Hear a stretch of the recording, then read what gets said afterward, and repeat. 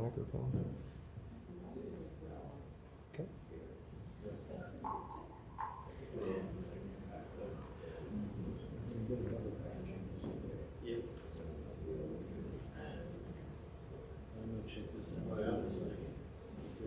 All right. Well, let me open us in this prayer for transition that is for this time. The Lord be with you. It's with you. Let us pray. Almighty God, giver of every good gift, by your grace you have called us into one fellowship of faith. Look graciously on the people of the Diocese of California during this time of transition. May we be guided in heart and mind by your Holy Spirit to seek and welcome a faithful pastor who will care for your people and equip us to perform the work of the church. Grant us in all our doubts and uncertainties the grace to ask what you would have us do. Save us from all false choices, that in your light we may see light, and on your path may not stumble. Through Jesus Christ our Lord. Amen. Amen. All right, well, thank you all for being here. We wanted to talk a little bit, present more broadly to the congregation, an opportunity for the congregation to look at and discuss the bishop profile, and also just keep you all kind of in the loop in terms of what's going on in this bishop transition. So I'm going to take you through a little bit of a timeline in terms of where we've kind of been and where we're going. So last July, Bishop Mark, our current bishop, announced his plans to resign and retire. And then that, first we notified the standing committee. There's a whole lot of canonical things that happen. But last July, that became public knowledge to the diocese and to the broader church. And so that triggered the formation of a search and transition committee, which our very own Debbie Veatch is on. And then they held some diocesan listening sessions for creating the profile, listening to clergy, listening to lay people, taking surveys of vestries and others. And the questions that were asked were, what do we need from our next bishop, and what do we want? What are the most critical issues facing the diocese? What gifts or skills will our next bishop need to lead the diocese? And what do candidates for bishop need to know about the diocese? So this profile was released April 17th. The applications for our next bishop were due at the end of May. And so now the Search and Transition Committee is hard at work going through all of those materials. And they'll, kind of do several different rounds of cuts, so to speak, and have in-person meetings with some finalists. And then the slate, our final slate, will be announced September 22nd.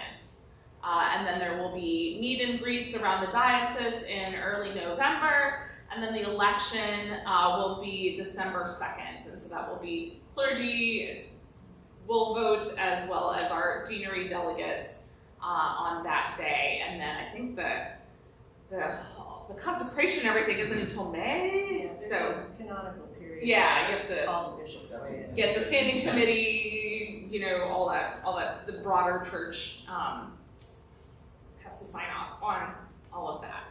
So, one of the blessings is that St. Mary's is very ably represented by Debbie. And Debbie, I'd love to ask you just to talk a little bit about, how did you decide to apply to be on the Search and Transition Committee? What sort of, it's a lot of work, and it's a very important role. So I'd love to hear you talk a little. Yeah, come on up. So the quick answer as to how I became interested to what? Oh, sorry. You're good. Speak here. Oh, okay. So when I had read that Bishop Mark was planning to retire, I thought, well, St. Mary should have somebody on the committee. So I went to our able rector and said, David, shouldn't we have somebody on this committee? Who should we ask to think about this? And he looked at me and said, well, why don't you think about it? So I did my own discernment process. process and applied, and was delighted that they asked me to join the committee. And there are 19 of us, and it's been such a blessing to work with these amazing people across the diocese, clergy people, lay people, and I can tell you they are all in, fully committed, bringing their gifts and experiences, and they want the next best bishop for us at this time as much as we all do. And so I am very heartened by this process, and I've learned a tremendous amount. So I encourage you to be involved in this process as we go along. It's not just the deanery delegates who will get to come to the meet and greets. Anybody in the diocese can, and we'll make sure you have all the information. It's the first week of November. So you can meet these people and then tell your deanery delegates what you think, because your voice matters in this. We really took listening seriously, and that's how we came up with the profile. Can you say a little bit about what that process was like as a committee coming up with the profile? I mean, you listened to a lot of voices and then had to distill them down into this, even though it's a lengthy document, into one document.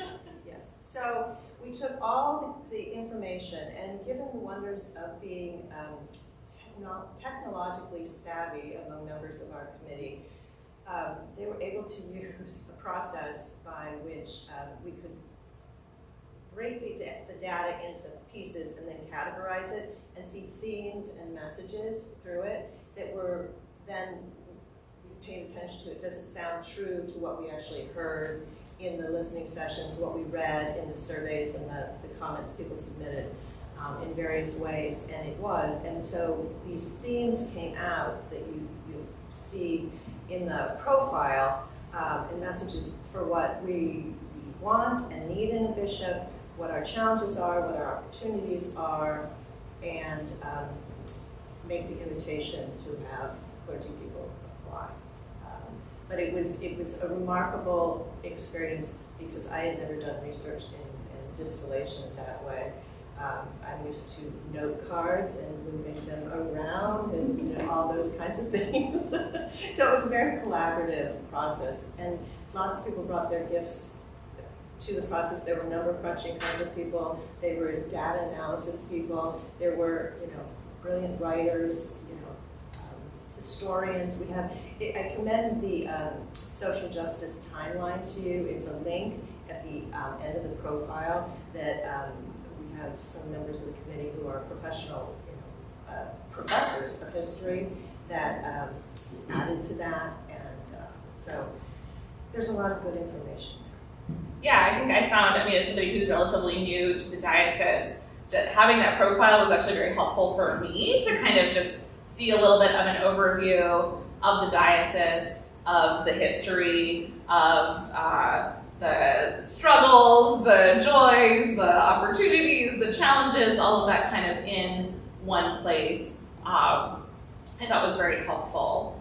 So what would you say was like there's always, I think in a process like this, when you're looking at a diocese, and the Diocese of California is pretty diverse in terms of, we have bigger churches, we have a lot of smaller churches, we have urban churches, we have suburban churches and more rural churches, we have a lot of different areas, we have missions. How do we kind of balance all of those voices and needs kind of in this profile to hopefully attract and then call a bishop candidate who can kind of be a pastor to all of those groups and congregations? That is that's the work, yeah. On the other hand, it was remarkably consistent across large congregations, small congregations, urban, suburban, rural, even our more ethnic congregations. We have some Chinese language, Latina, Hispanic congregations, some primarily African American congregations. There's a Filipino congregation, and get those voices in. And we made a really concerted effort to get those voices to participate in this process. But across the board, the themes were very consistent, and we felt that was clearly where the Holy Spirit was leading us in terms of what we were looking for in terms of this discernment process for our next bishop, in terms of collaboration and trust and congregational development and focusing on the people. And so, continuing our social justice work, but really giving more opportunities to more people. And the E word, evangelism, is a hard one for many Episcopalians, but how to be evangelical in a way that's true to our tradition of bringing the good news to other people and sharing it in a meaningful way that God calls us to do. Yeah, no, I know that's always, a lot of times smaller congregations or mission congregations feel underrepresented, and there's always this kind of push-pull of, as St. Mary's, we are a larger church, we have a lot of deanery delegates, we're going to have a lot of votes, and how to kind of balance that with thinking about the needs of the whole diocese and not just the needs of St. Mary's, I think. And I know this is a pretty savvy group of folks, but I just wanted to, what kind of questions do you all have? Like, what is a bishop? Why does a bishop matter? I feel like I came, I've served most of my priesthood in the South, where there's a tendency towards pretty congregational, I think it's American expression of Anglicanism. We're definitely more congregational.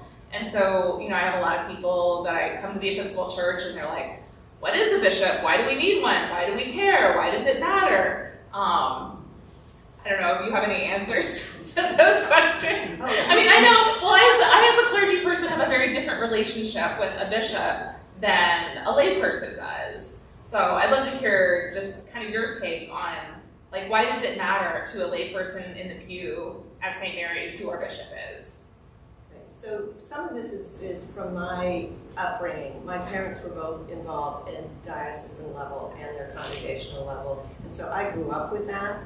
And I was, as a young adult, I was on the diocesan youth ministry. I had been deanery and convention delegate at several churches in the diocese. And so I just grew up understanding the episcopacy as a concept, that we're not just one congregation, we're part of more, and that the concept being, at least from my lay perspective, is we're stronger as one. We can share resources of people and financial and buildings and space in ways that are greater than just what we can do as one congregation. If we are in dialogue, we're in communication, we're in relationship. And that, I think, is one of the things that the bishop and the bishop's office can be of really great service to the congregations, because so much of the real work, the hands and feet, is done, what God is asking us to do, is done by congregations, by the parishioners in congregations, just like all of you who are out there serving people food and accompanying people and all these kinds of things. But the diocese ideally provides resources to us, and we provide resources to by being able to work with other congregations, and we're stronger using all of our talents together. So that's why when you said something about the ball game and making it a diocesan event, yeah, we need more opportunities to understand how we work together, because and part of this is I've learned through the Vital and Thriving process, these opportunities to meet in smaller groups, and you may find it in the deanery meetings, those of you who are part of that we're more common, and we all have similar challenges and similar goals. And it's not a zero-sum game that there are X many people out there that we need to fill the pews. The whole world, the whole Bay Area is up for the opportunity of us to share the good news and bring them in to be with us, and us to be with them and learn from them. How do you see the bishop as playing a role in that, or kind of fostering that culture, those relationships? Well, I personally think that's one of the most important things, along with being pastor to clergy and really supporting our clergy. Because being a clergy person is a hard job. Being a bishop is a super hard job. You kind of question who wants to do it. But anyway, that's another issue. But I really personally see the bishop's role and the bishop's office, the staff of Dio House, as being there to foster relationships, to share resources, to provide education, to provide support when a church has challenges, or to lift up when we are celebrating something, and to share it more broadly.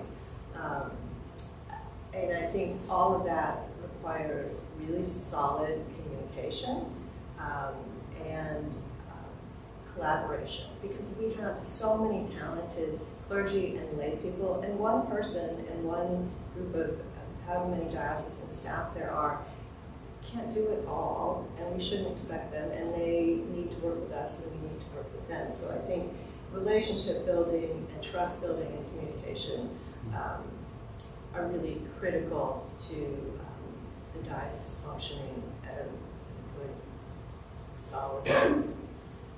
Yeah, I think one of the challenges that you kind of spoke to in just the position of bishop, and similar to being a clergy person, there are a lot of expectations that people have. There are a lot of different roles that I think, especially as a bishop, that they're asked to fill. And some people are going to be better at some than others. Like nobody's going to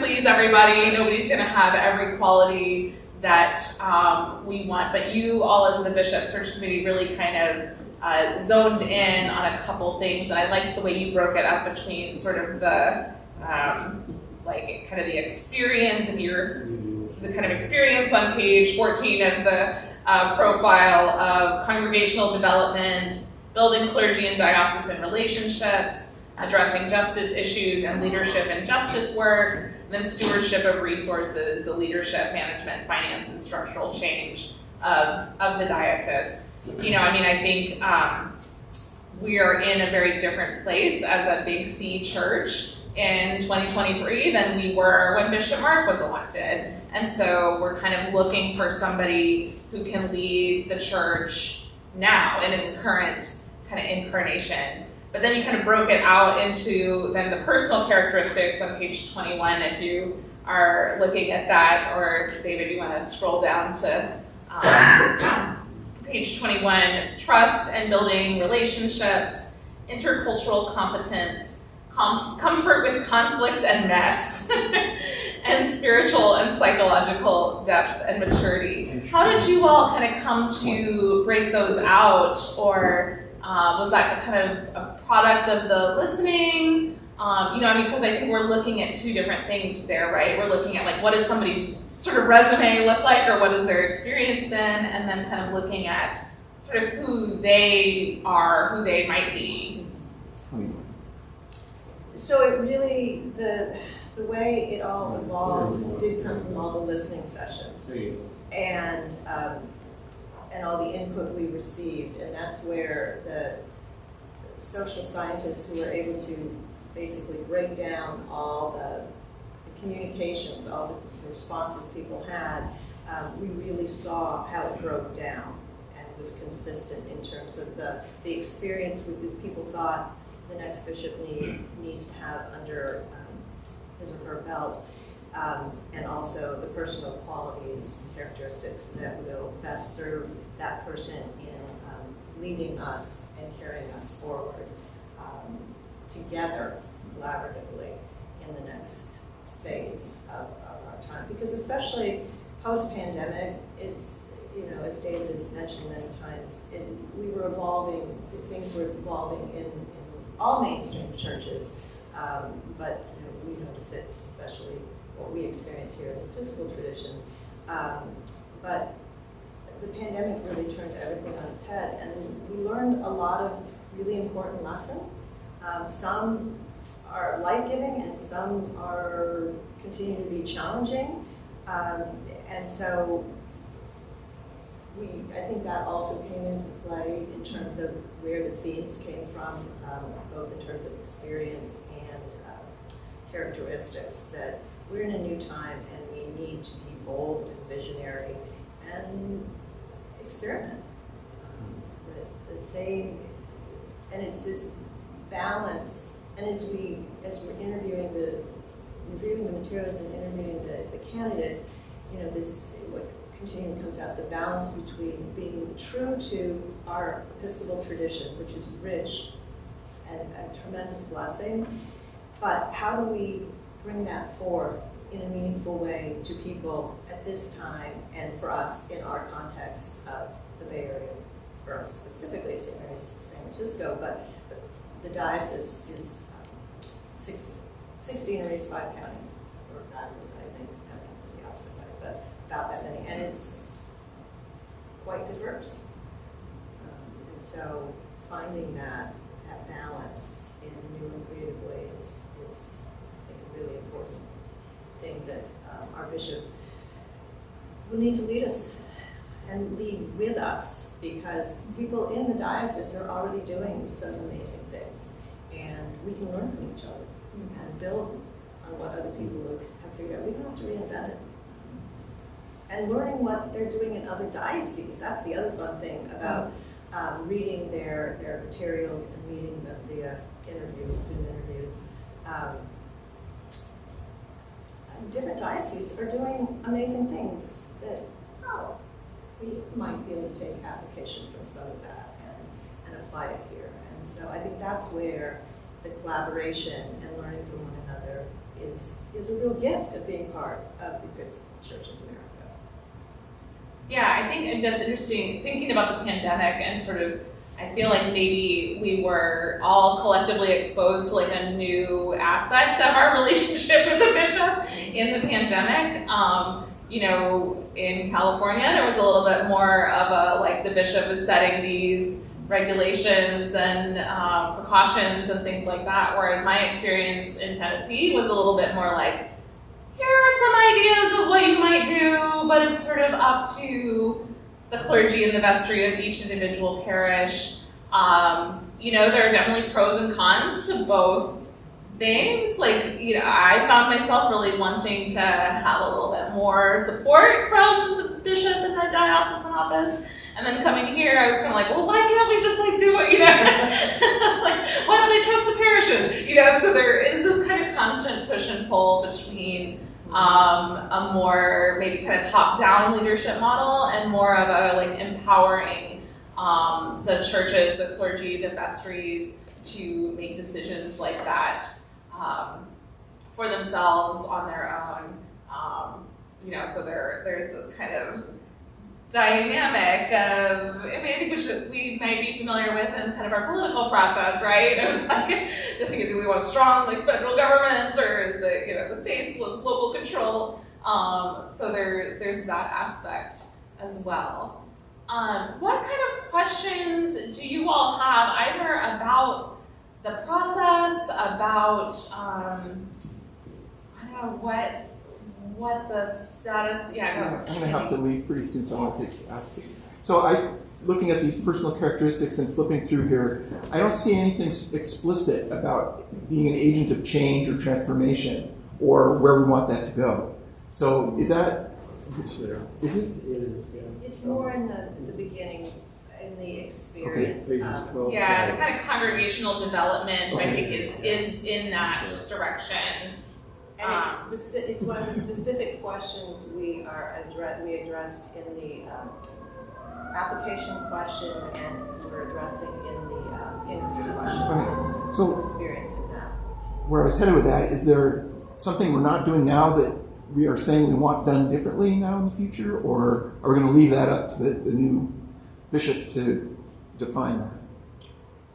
I don't know that we came. There wasn't a call for any specific, but it was more a concept of being visionary in terms, especially of congregational development, and how we go out into the world doing justice work, whether it's feeding people, accompanying people, housing,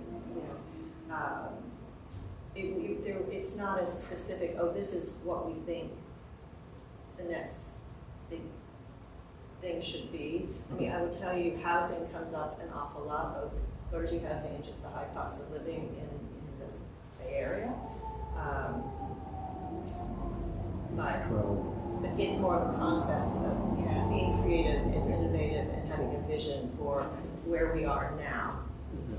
Does that help, Yeah. Sandy? Yeah, and I would say that we, like we're doing kind of the vital and thriving work, a lot of our churches and our dioceses are set up for a church that sort of no longer exists or is quickly fading. Mm-hmm. And so how do we adapt and respond to the needs of the world as the church as we are today? For example, I mean, the Diocese of California has a very, very strong central diocesan house. My argument, as I'll put in my little plug, is that I think a lot of those resources could be better distributed to the congregations who are doing the work in the communities where they are. So I imagine that a bishop coming in will look at that and may make some changes of diocesan staffing or redeployment of resources to kind of better answer the needs of the world as they are today, rather than we need one formation person for the whole diocese and, that kind of structure, I guess is probably what the profile is getting at a little bit. Thanks. You had a question. Two places here. Under experiences sought, the next bishop includes invite candidates who work in churches and other institutions with Black, Indigenous, Hispanic, Latino, Asian, Pacific Islander, LGBTQIA, and other represented communities. That's one. And then under personal characteristics, you list multilingual and, quote, ideally a person of color whose experience reflects the diversity of the San Francisco Bay Area. I have two questions. Mm-hmm. One is, I suspect that every diocese and every church is seeking a rector or associate rector is saying almost the same thing. And I'm never sure how serious they are about it. So my first question is intent, is seriousness. And the second is, if you can say, and you may not be able to, among your pool of candidates right now, do you have a number of people that meet those requests? Because the recruitment process is also another problem. So those are my two questions. So in terms of intent, the intent was based on our listening, not just the people on the committee's views, that having a more diverse person in terms of whatever background of themselves personally, and experience with communities that tend to be marginalized, overlooked, under-resourced, and facility in multicultural contexts, and those kinds of experiences are really, really important to our diocese. And that we wanted to make it abundantly clear, because we also read a whole lot of recent profiles. And just so you know, some people were taken aback by how forthright this profile is, how honest, because often these profiles are sales pitches. Mm-hmm. Like, hey, the Diocese of California is the best place. Everyone should want to be bishop here because it's wonderful. That's a gross It is wonderful, but we no, also have challenges. It's hard to balance that. So trying to show where our challenges are, but also the amazing opportunities we do have for the next bishop to walk with us as a leader are great. So we tried really hard to be straightforward in presenting who we are now and what our aspirations are. So what we also heard from people who have been through the process before, a discernment process as bishop and from our consultant that we needed to make it abundantly clear that people who don't fit the standard, you go to a good undergraduate university, you go to a good seminary, you work as an associate in a cardinal parish, you become a rector of a thriving parish, and you're on committees at the diocesan level and all those kinds of things. That people could have similar skill sets by doing other things and following other career paths. And we were trying really hard to make it as clear and as inviting as possible to all kinds of candidates to apply. And we tried to make it clear, even though everyone reads it as, oh, we have to have all these things. No, we really mean that these are the qualities and experiences that we think would support the next bishop and our diocese in the potential to thrive.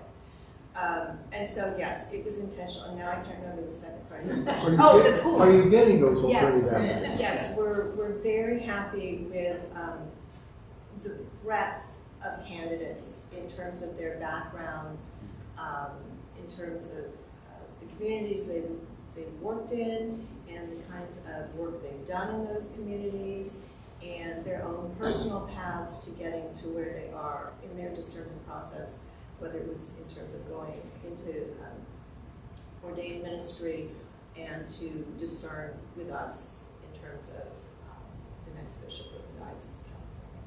So yes, we do have this group. What percentage of the bishop's job is business oriented versus attending to his flock and being more spiritual? I don't know. So it depends on the bishop. Yes. Yeah, I mean, there are some bishops who are very strong administrators who, see their calling as the kind of administrative work of the diocese. I will say, as a clergy person, I've more often than not had those bishops rather than more pastoral bishops, which can be hard sometimes when you're a clergy person kind of going through something. But again, that's that kind of push and pull of like how all of the different qualities that a bishop is sort of expected to have and embody, and sometimes being, the other challenging thing about a bishop as a pastor to their clergy is that sometimes their clergy majorly mess up and they need to do something about it. And that kind of is a hard place to be a pastor and the rule enforcer. So, so I'd say for the most part, but at the same time, so I was in the Diocese of Tennessee, I was setting up to officiate a same-sex marriage, which meant that I had to go through the bishop of East Tennessee. My bishop in Tennessee, to get his attention, I joked that I would have to send a letter via carrier pigeon or something. I mean, he's always like, you needed to write a letter on parish letterhead, blah, blah, blah, blah, blah. I get a DM on Twitter from the Bishop of East Tennessee, and he's like, hey, I heard you're doing this same-sex marriage. Here's my cell phone. Call me anytime. And I was like, this is a very different vibe that I'm used to. And then we had a conversation. At the end of the conversation, he said, please tell me the names of the people that you're marrying. And I told him, and he was like, okay, please let them know that, I will be praying for them. And I was just very moved by that. And so it's not always an either or, and I don't think it necessarily takes a lot to be pastoral sometimes.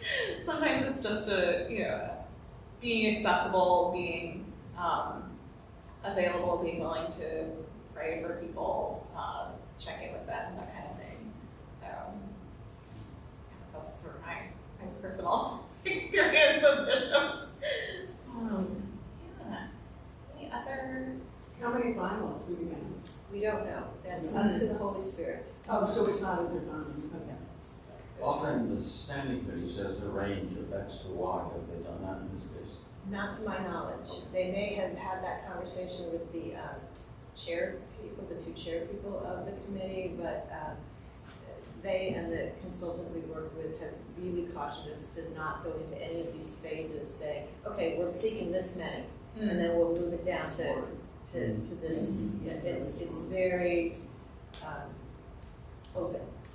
I will say that, like, in a lot of searches, the slates can vary from 2 to 5 people, 2 definitely being on the lower end.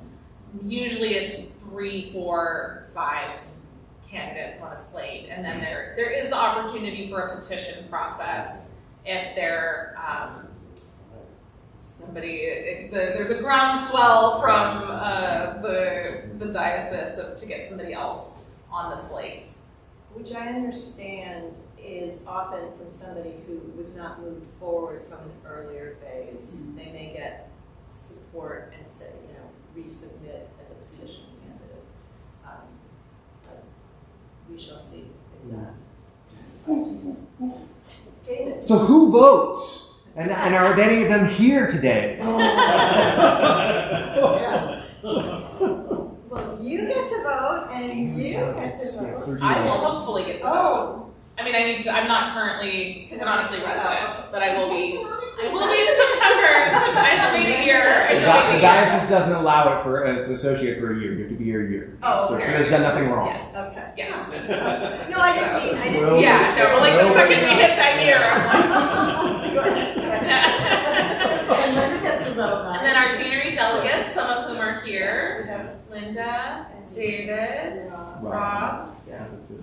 And there, let's see, it's Stephen and it's Gretchen. The other thing is, the person has to be approved by, there are 2 separate houses, right? Yes. The clergy and the laity, and the person's got to be approved by both, and that doesn't always happen. It's voting by orders, I guess. Yeah, by order, I'm sorry. That doesn't always happen easily. no. The voting again, the deanery and the clergy, is there a consensus usually per parish as to who we vote for as such?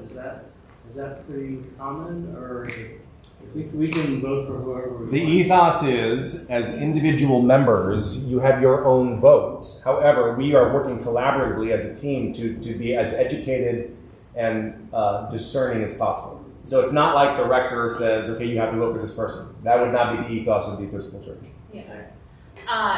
There have been the other sort of broader context of this bishop search is that I don't know how closely you pay attention to bishop searches in the Episcopal Church, but there have been a lot of them lately.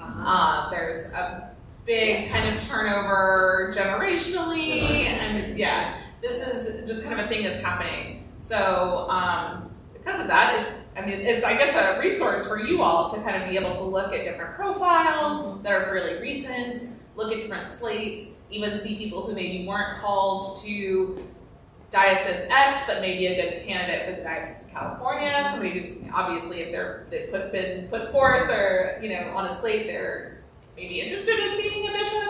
There are a lot of very talented clergy people who are not, or who are not right now, or who are doing very good work in their parishes. And but it has been interesting to see this transition of slates from being almost. The very common slate was like you'd have 3 white dudes and a token lady. And it's not uncommon these days to see all female slates. It's definitely been a very big shift in terms of leadership. And I think I had friends in the Diocese of Ohio that just went through their bishop process and was talking to a clergy friend of mine there, and she said, all of our candidates were really, really good, but I felt strongly that like this person was called to be our bishop here in this place here in this time. So, to your question, we may, as a delegation, kind of have that experience, and a lot of people didn't have that experience until the meet and greets, until they kind of met people in person, saw their vibe, talked to them. and then we're kind of able to say, like, I think it's this person.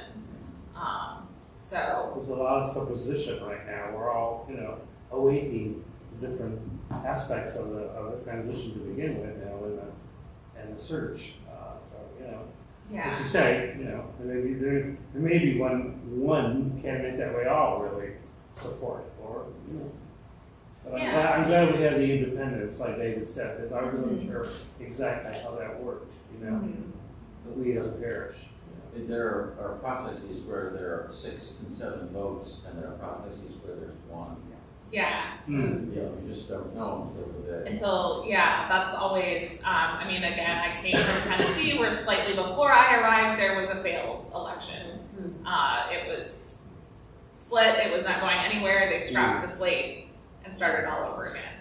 Of course, that was in a little bit of a different time period of the church, kind of in the wake of the June Robinson sexuality wars kinds of things.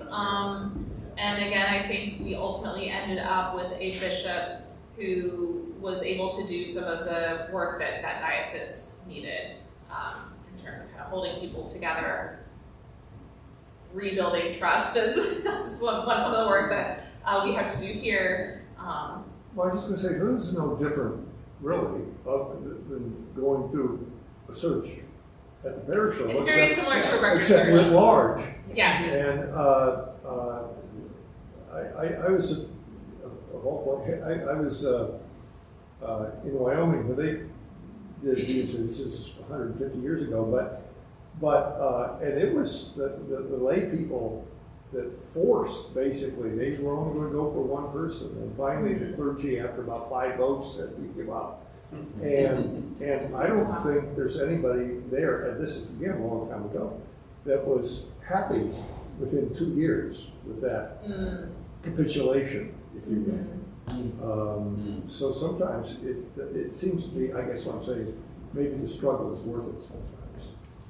Yeah, I think part of it is about like really being open to the spirit, and I think it's not uncommon for the first ballot or the first couple ballots for the clergy and the lay to have different priorities, or not total polar opposites, but like I think clergy, I assume like we're maybe voting in some of our best interests, like who do I want to be my boss, kind of.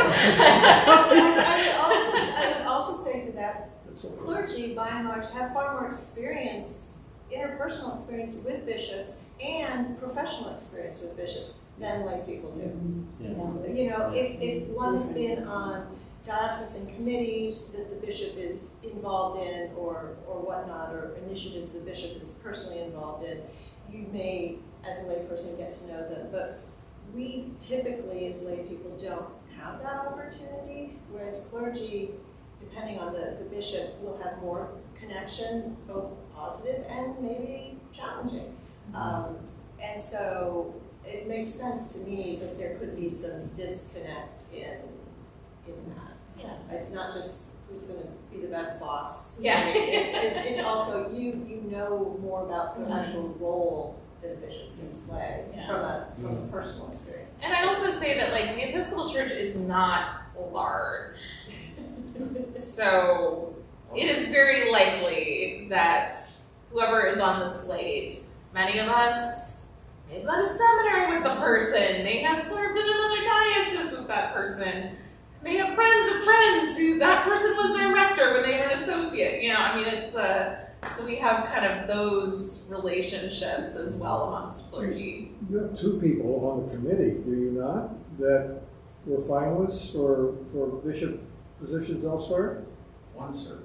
Once. Chair, One. co-chair. One at least, I thought Or, there I'm were not 2. saying- I thought there were 2. Yeah, Paul Fromberg. And I don't know who else might have been.